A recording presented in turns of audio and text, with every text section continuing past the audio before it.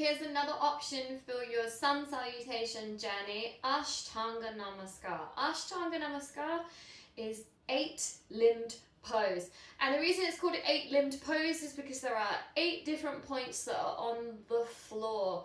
So your 2 sets of toes, your 2 knees, your 2 hands, your chest and your chin. Now, we'll do this from a plank pose. Before we begin, I just kind of want to say this is, I mentioned this in class. This pose gets touted as like the easy version of Chaturanga Dandasana. Like, if you can't do Chaturanga Dandasana, this is what you're going to do instead. This is not the case.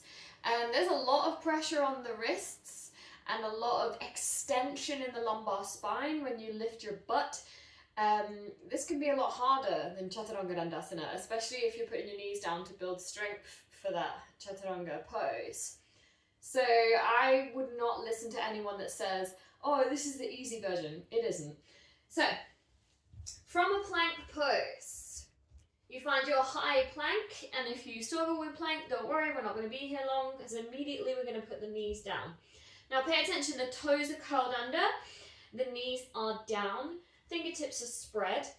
We're going to leave the bum, the butt, your butthole, we're going to leave it where it is. Okay, so where it is in space right now, it stays. Instead, you're going to allow your belly to become really heavy. Your chest is going to come down behind your thumbs, and your chin is going to come down in front of your thumbs. So this is where we get that stress on the wrists, and your butt stays in the air. Now, we need the toes curled under and the hands with the fingertips spread so that we can grip into the mat, because we're going to pull forward and then up into Cobra. This is supposed to be a transition where you come down into the pose and then pull forward and up. There is a next level to this where instead of putting your knees on the floor and placing your chest on the floor and your chin on the floor, instead of all of that, you let your knees hover like an inch or 2 off the ground, and then the same with your chest and your chin. So this is a lot more upper arm strength.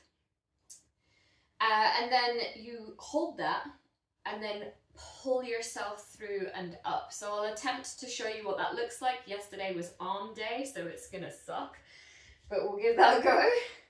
So from plank pose, you would go, knees come down but they don't touch the floor. Bum stays in the air, so that's me doing a weird twerk.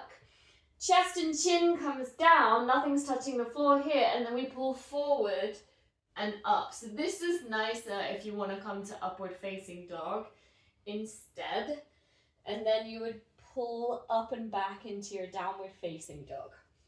So those are just some options for you to try. They are by no means compulsory. But if you have the strength in your, particularly your triceps, to do that pulling through, then it's a really fun transition to try, and an alternative to Chaturanga Dandasana, not an easier version. Have fun.